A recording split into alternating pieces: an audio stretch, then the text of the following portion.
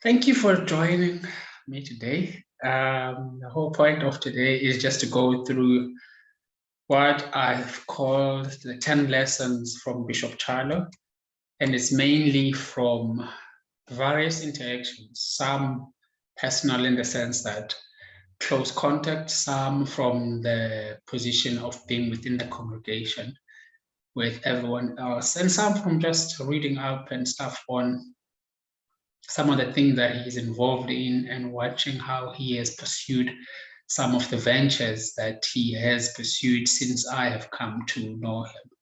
So I hope this will be insightful for someone else as well. And also just share how awesome our father is, or our bishop has been for the years that I have known him. I joined Gospel Rama in 2007. And it would have been the second quarter of that year, if I recall correctly. I had just come to Cape Town at the beginning of that year and had been looking for a church. Now, my criteria for finding a church was, I was looking for a place that understood where I come from, in the sense that I grew up in a village. I then moved to what would be referred to as an urban sort of area within Mthatha, but still Mthatha, urban and village are not that different. So I wanted something that would understand where I come from. I wanted something that was also different from where I was coming, in the sense that I didn't want to go to the same church that I had gone to. God bless Apostolic Faith Mission. Because I felt like I had done everything within AFM. I had grown up there, my family went there, and we still go there when I'm back home. But it just got to a point where I was like, I need something different. But at the same time, I wanted something that was not detached from where I come from. So I wanted something that was different, but I also wanted something that was not detached. By not detached, I'm trying to refer to the consistency of the message of who Christ is, of who God is, and who I am to God.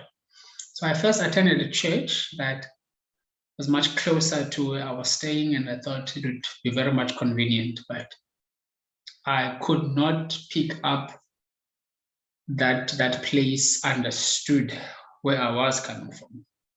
I got the impression that the assumption was that we kind of all come from these ebony developed type of spaces, which is all fine, right? Every church kind of caters to different kinds of people, but at that particular point in time, and in terms of what I was looking for, I just struggled to see me fitting in the long term. Plus, I come from a church where, or at the time, I came from a church where if you felt the song and you felt God's presence, and you could just go to the front and either kneel down and pray or just go around the stage dancing, those kind of things. Like there was that level of freedom, which I thought in that particular one, I would not quite get. Not that I'm one to do those things, but I like the idea of being amongst free people. By free people, as in people who are free to do that. And if on that one particular day that I may feel like doing it, then I have that freedom as well. And I didn't quite get that. I would get it from there. So on one random Saturday, probably 2 or 3 Saturdays after I'd arrived, I was looking for an ATM. So I walked from Rondebosch, I crossed Mowbray, I crossed into Observatory. I'm not exactly sure where Salt River starts and ends, but I walked probably a distance of about probably around 5 Ks, I imagine. I may be overestimating it a bit, but somewhere around there. And I later found out that there were ATMs that were so plainly in front of me that I did not see that day as I was looking for this ATM. But in that walk, I got to see a writing that was on the stop nonsense, or rather the fencing, if you can call it that, closer to the church, written Gospel Rama Church. And I came from Mthatha, and at that time there was a church called Mthatha Rama. I really never knew much about it, besides all the stories that were there in terms of whether those people were worshiping the right kind of stuff, like just doing funny stuff. So the church was known for funny stuff as far as I had made up. And so when I saw the name Rama in Gospel Rama, I was like, I ain't touching anything that has to do with Rama. Fast forward from there, a month or two later, I saw a group of guys with whom, or rather, in that group of guys, there was a guy called Pule Mpanya, whom I actually grew to be friends with. But he was walking behind these guys as they were going to church on that Sunday, and I asked him, where are you going? Or which church do you guys attend? And he said to me, they're going to Gospel Rama. And because I had seen that writing a few days prior, I recalled that maybe let's give this church a try. I mean, there's normal people. By normal, it's people that stay in the same residence as I stay. Maybe we'll just, like, let's give it a go. So I went to Gospel Rama, also because most of the individuals who attended SCF as well kind of had a connection with Rama one way or the other. From that very first Sunday that I went, my way of going to church, I always arrived 30 minutes prior. That's how it used to start at 9:30, so I would arrive at 9 o'clock. Luckily for me at the time, they would be practicing, not practicing, but just doing final touch-ups in terms of the band, music, and all that. So I got to learn most of the songs during that time, see the words and all those kind of things.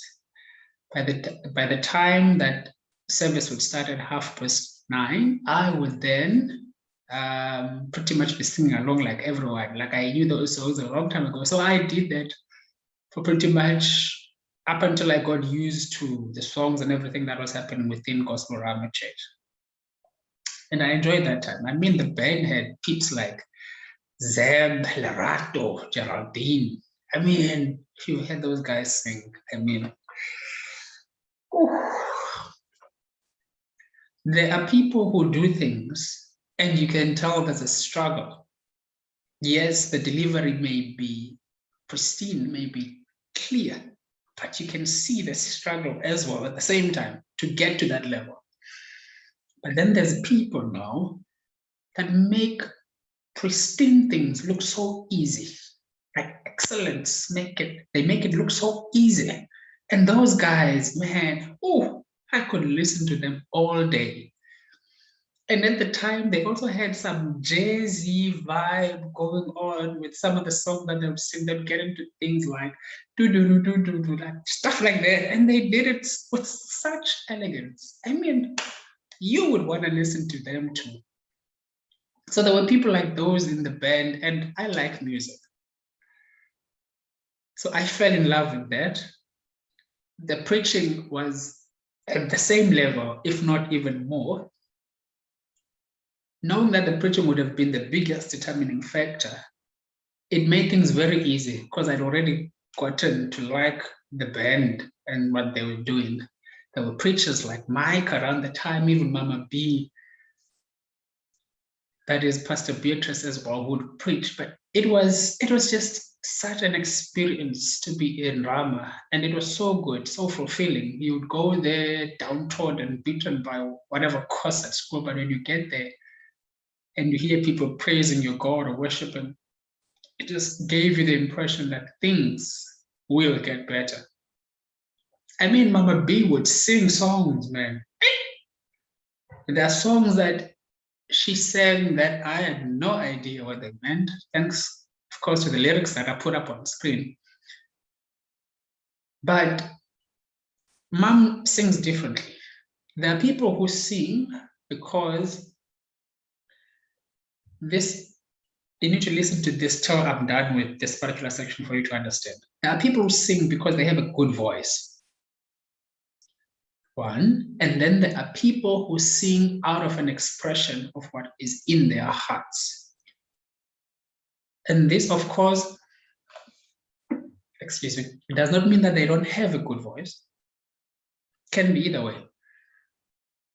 But it is so easy to connect with people who sing out of an expression of what is in their hearts, and people, because it starts here, by the time it comes here, it's done working you already. And there are people who sing from here.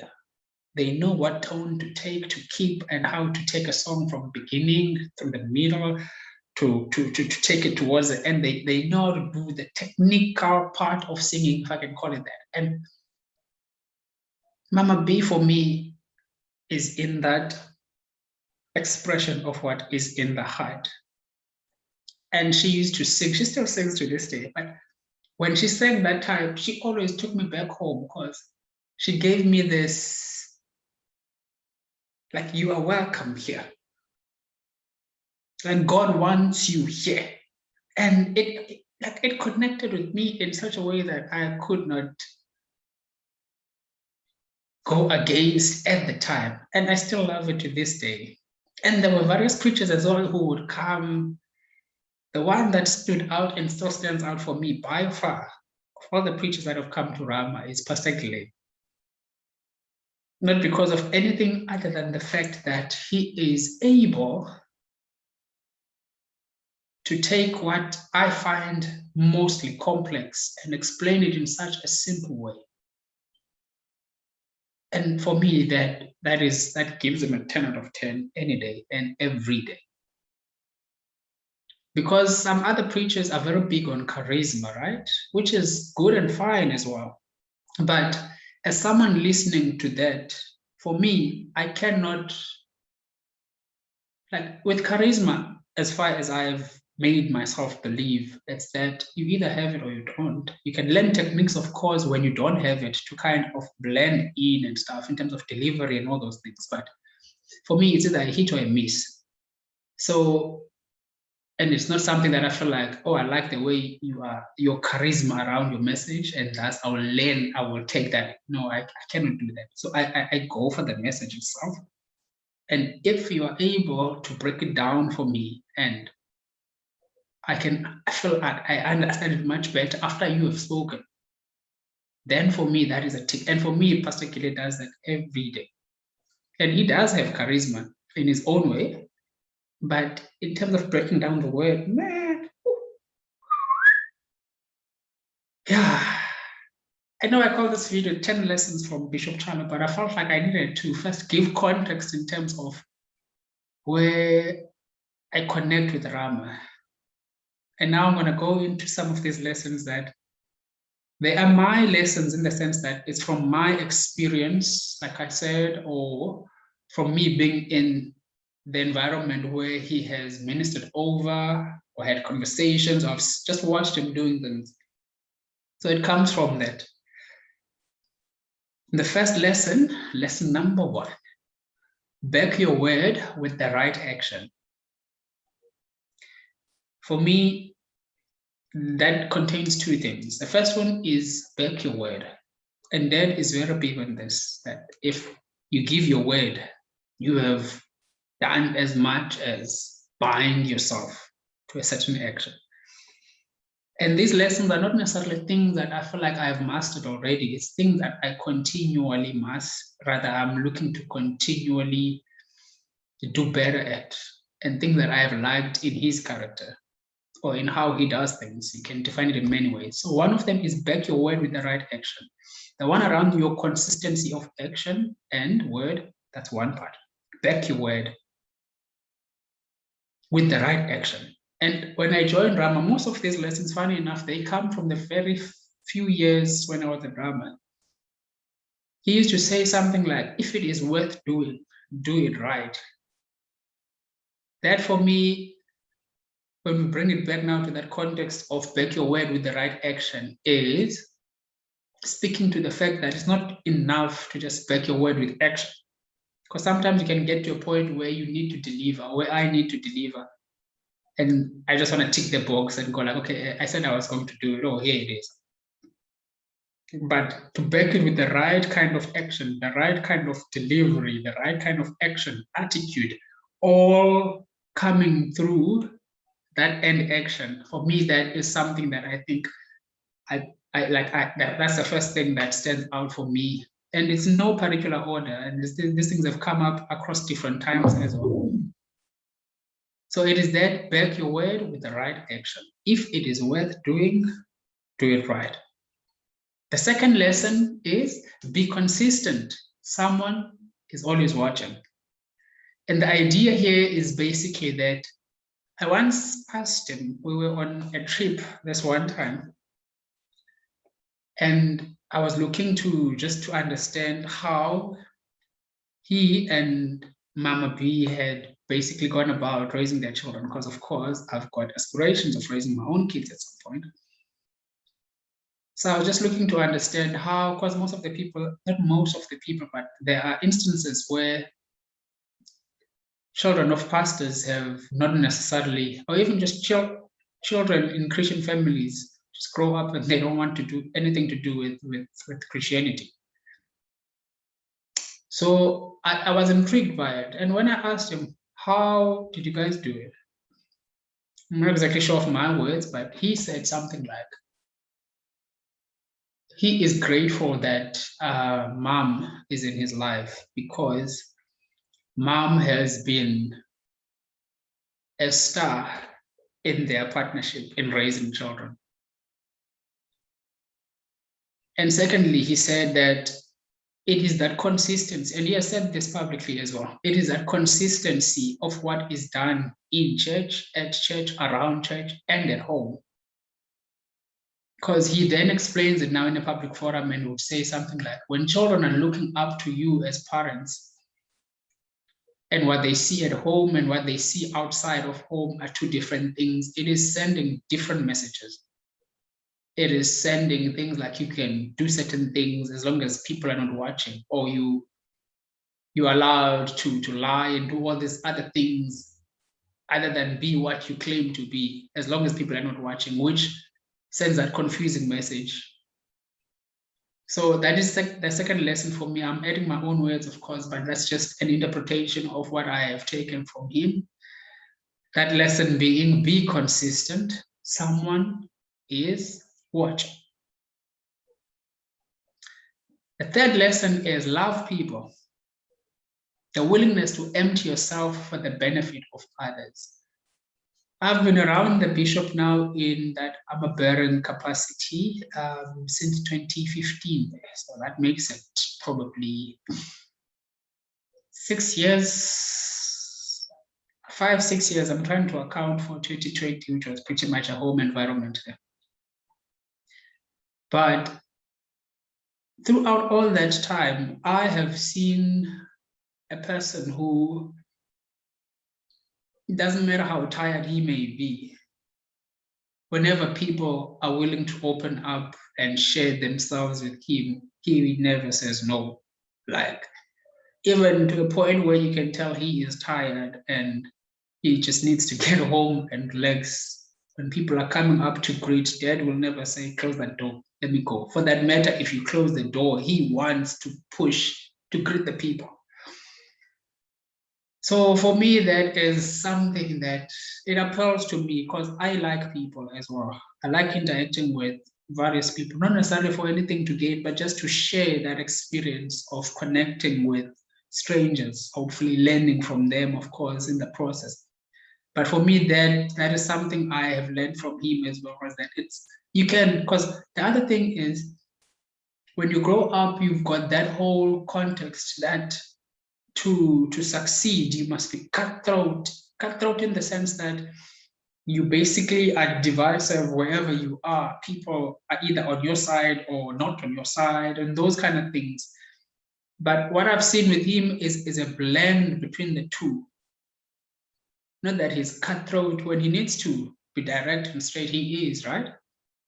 But there's a time where he interacts with people and he is just able to do that with such clarity from someone who's watching at a distance. I hope the people that he interacts with as well kind of get that vibe. But I get it because I've seen it happen a number of times.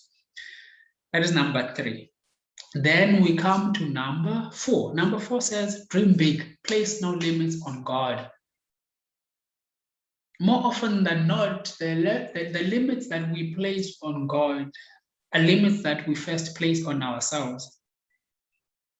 So if I think it is impossible for me to do a particular action, I kind of insinuate that even on God, on God's part, rather, it may also be very difficult. Yes, he may succeed because he's God, right? But it'll be very difficult because I find it totally impossible with me. Now, what I've picked up from the bishop is that we were on the other trip as well, the other time that I was that this one, or the example to pick this one up, comes up through. And we were speaking about buying land. And the people whom we were visiting had a piece of land, but that was insistent on you need to buy a bigger land. If you've got the means, that's the qualifier. If you've got the means, buy a massive amount of land. It doesn't matter that you, at this point in time, you're going to use just a section of it. You never know what's going to happen in 5 years, in 10 years, in 15 years' time. So he is always thinking in that kind of way, where it's like he's like 2-3 years ahead of you at any point in time. So that for me is something that I'm probably one person who needs to incorporate a lot of into my way of doing things. I mean, he's also shared publicly stories around when they went to buy chairs, or they were buying chairs for the church, which at the time the venue was quite tiny, but he brought a whole lot of chairs, which spoke to the idea that for him, he saw it growing to a level beyond just the walls that they were in. And there's many examples of that, but it's more along the lines of, he is the one person who, he normally says a line along the lines of doing big things for God. I think that's in that context. So that is lesson number 4, dream big and place no limits on God. Number 5 says, learn to give the appropriate response to life. Let me go through that again and I'll explain it. Learn to give the appropriate response to life. Now, more times, whenever the word appropriate is brought into the context, people get the impression that there's either right or wrong, which is not necessarily what I'm trying to speak to here in terms of this particular lesson. I'm speaking to presence, to being in the moment. You see, there's that whole vibe of you're still young, you're still pursuing things, and as such, you tend to live more in that sometimes. Oh, at some point I want to live, I want to drive a Mac, I want to live in this and that place, I want to have such a big house and all those kind of things, that you kind of fail to appreciate the now, the things that you are doing well now. So what I also pick up from that, despite his long-term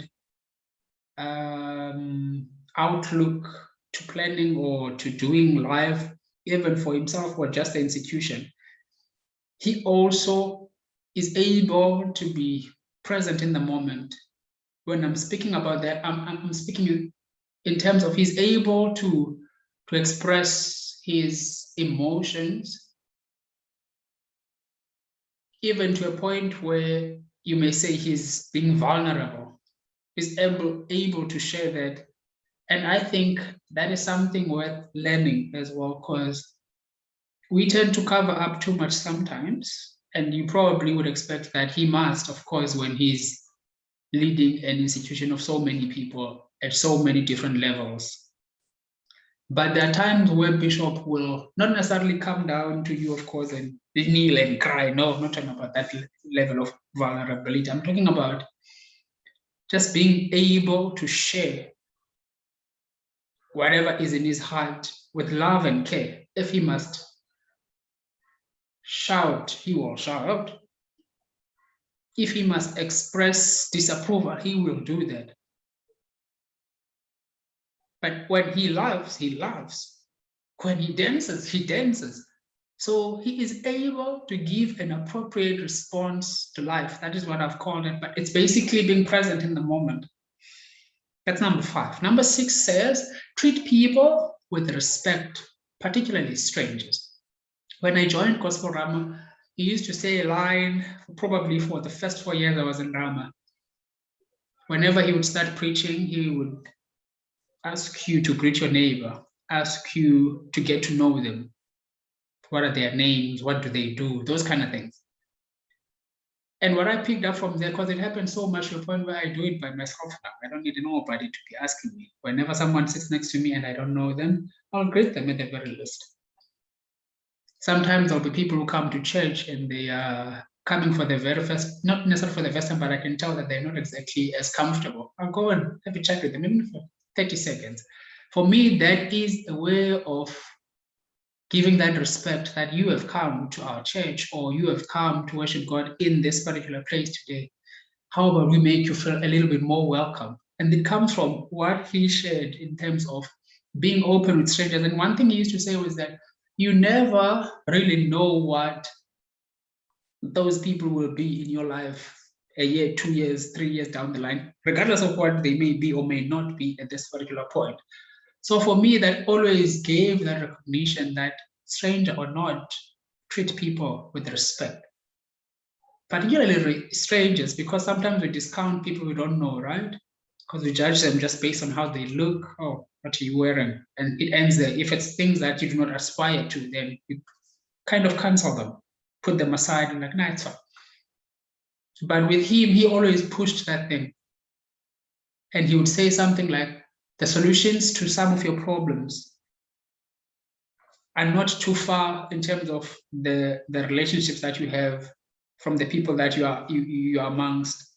Right? That is like, if you ask the 5 people, this person asks this one asks that one, and asks that one, you probably find that all the solutions to your problems are there. So he was basically trying to push the point that you must try and be cordial and respectful towards the people that you are amongst. And for me, that is another lesson as well. Lesson number 7 is read the room. This is basically where you're able to pick up on what the atmosphere is within the space. There's times when Dad preaches, and there's times where he teaches. And there's times where he tells jokes, and there's times where he pleads with the people. Like he's got the different, how do I call it? Different approaches, if I can put it that way. But the focal point of all these different approaches is still the word of God. Getting the people, imploring the people to live up to the word of God. But the manner in which he does it is very different, depending on what the context is, depending on what the environment is. By environment, I mean what is happening around where we are. So he's able to connect all these things, but still not make them the focal point, but just have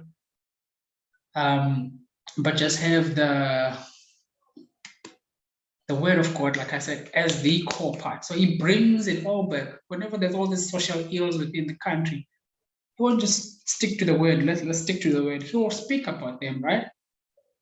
But bring them in a context that says, yes, this is happening. This is God's response to it. And he's done it on a number of platforms. And the last one that I recall that stands out for me was speaking about GBV. It was last year, that is 2020 now. And he was just contextualizing the meaning of a man and what manhood kind of stands for. And that just was like, oh, it was at the very heated moment when all these stories of GBV were coming out almost daily on the news. And to see that happening and not someone in his stead or in his place just shying away, I enjoyed that because I felt like my church was involved in repairing the issues that the society I live in are facing. So I really enjoyed that part. I've spoken about vulnerability. You can bring in leadership as well. When I joined the armor bearing team at Gospel Rama 2015, whenever the time was then, probably for the first year or two, I messed up more than I mess up now. I'm saying more than I mess up now, because I still do certain things that may not necessarily be as well received. But the way in which Dad was able to mold the person that I was then to this person that I am now was with such care. I got the message. Sometimes it was not from him. Sometimes it would come through the individuals whom I would be much more comfortable speaking with. I partly respected that as well, but at the same time, I also wanted to have him shout at me. Not that I wanted to be shouted at, but I was looking for that connection. Yes, it would come later on where he will say that, no, do it this way. No, don't do it this way, do it that way.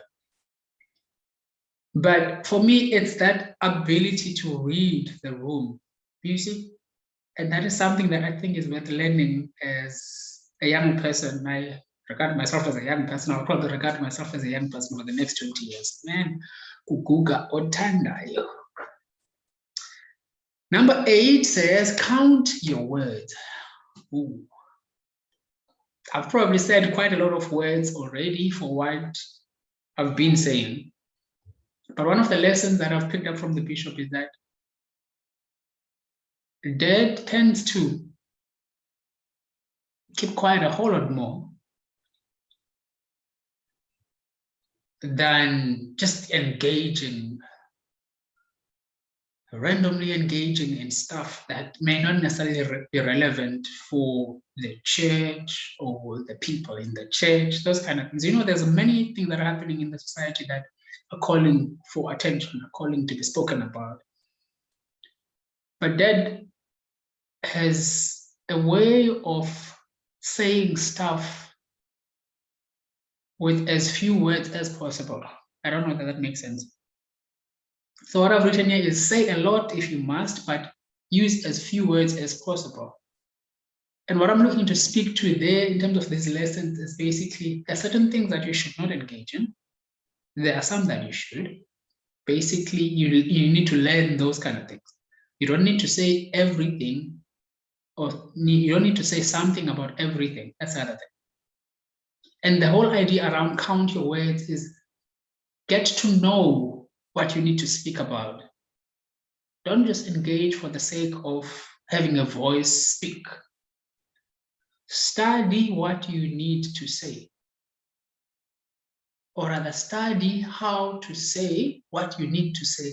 But basically, don't just be someone who has an opinion and is willing to share it. No, let's correct that. Don't be somebody who is just willing to share your opinion about anything and everything. There are spaces where sharing of opinion is open for, and there are spaces where it is not as open. So count your words. That's lesson number 8 for me. Lesson number 9 says test people. Now, if you have been around Mama B and Dad, you'll probably have been tested one way or the other. If you do not know that you were tested, my guy, that's on you. But with Dad and Mama B, there's a way of bringing a surprise element over time, right? Things never stay in the same type of level. It's like they read you, then they give you an opportunity. Sometimes they will tell you right at the moment that you are going to do this. Sometimes they will ease you into it. It's different from person to person. For instance, there was a time when I was doing announcements at church, both me and Yokai. In terms of how that happened, it was very quick. It was like, can you guys talk? Can you talk? Are you comfortable talking in front of people? And then a few moments later, it's like, okay, you go.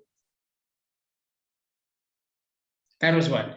The other one was around taking offering in church. The one thing I've learned with Dad is that you must always be on your toes. You cannot afford to have your feet fully on the ground whenever you are around him. You must always be ready with, if you are to pray, you will pray. If you must say a few words, you will say a few words. In terms of offering, taking offering at church, you must always be ready. And many other things that you just must always be on your toes and ready to get into action. But this one day, I was not ready. And Dad asked me to do the offering. Oh my God, did I butcher it? I knew what I wanted to say, right? But the words that were coming out of my mouth were just not saying what I wanted to say. And yeah, man, like it shocked me, firstly, because I regard myself as someone who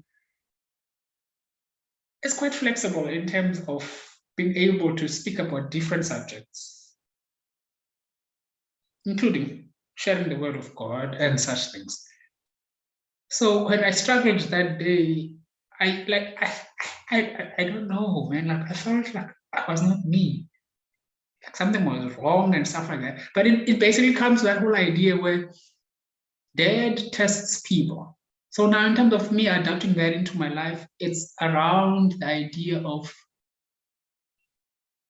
before you commit to a certain degree to people, first ask yourself, are they ready to handle that level of commitment? Because if you commit to people in a level that they are not yet ready to handle, you come across as overbearing because you're overcommitting. And I have a tendency of doing that, where I take it because I feel like that on my side. I feel like I'm too involved in something on someone's life, whereas perhaps they are not yet ready to have that level of involvement from outside. So it's something that I am learning, and it is inspired by that lesson from the bishop in terms of test people. That's lesson number 9. Lesson number 10 is question things.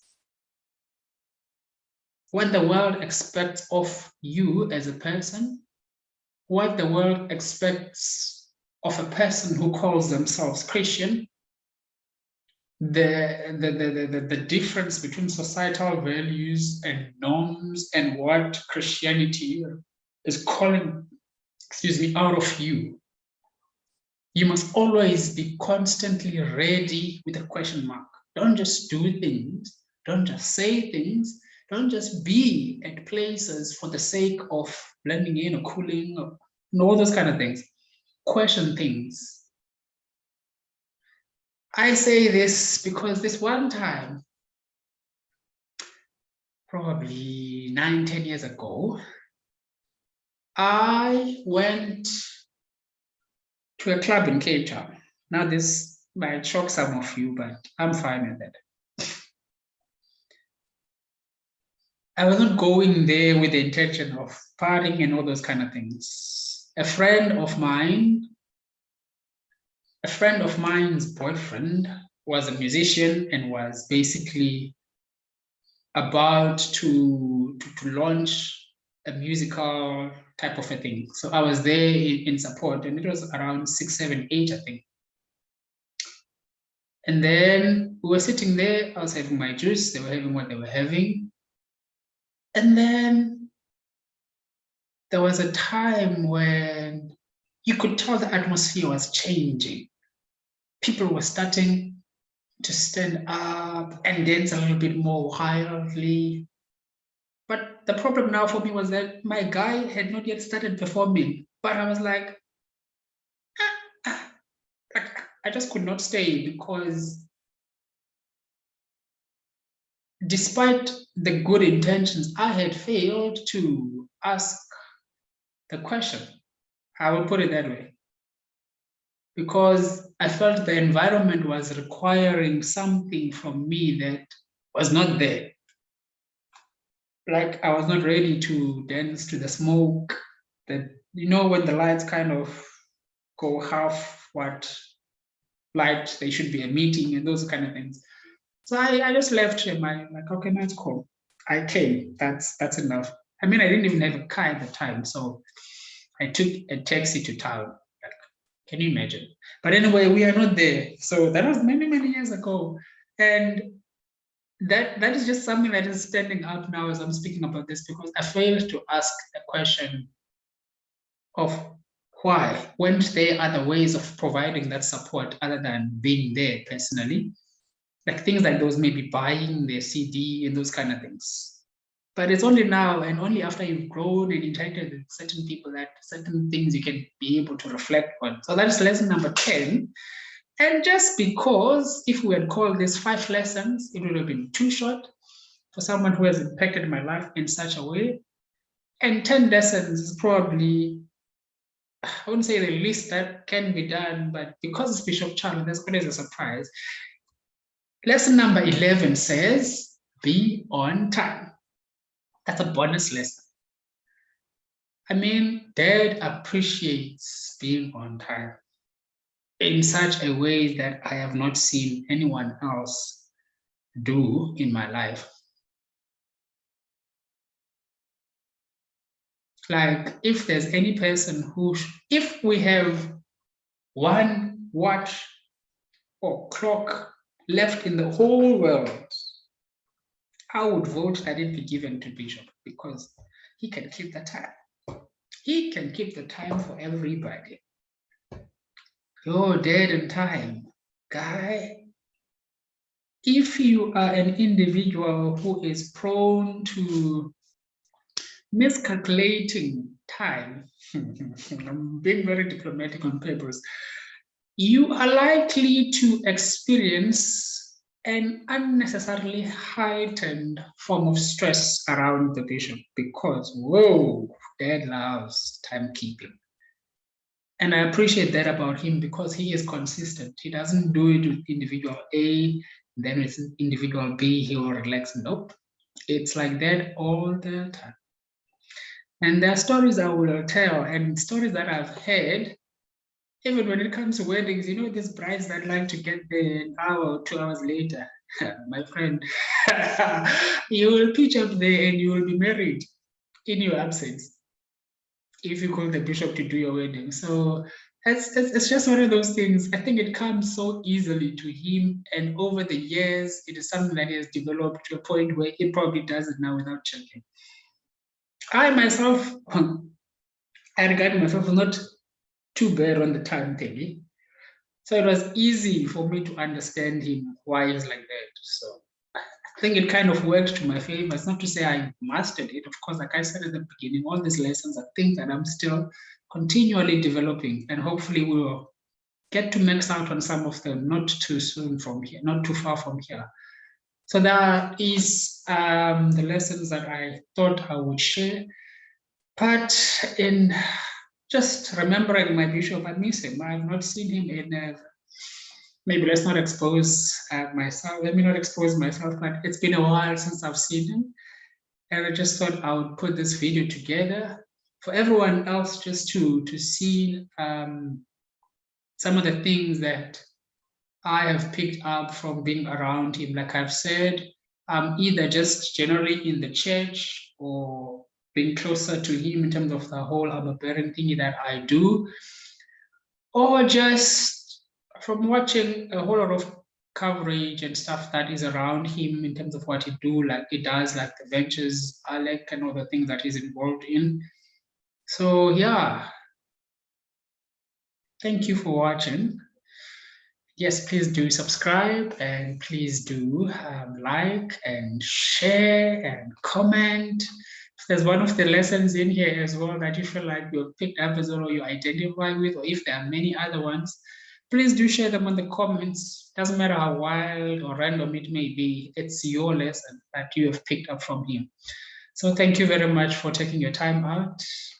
Till next time.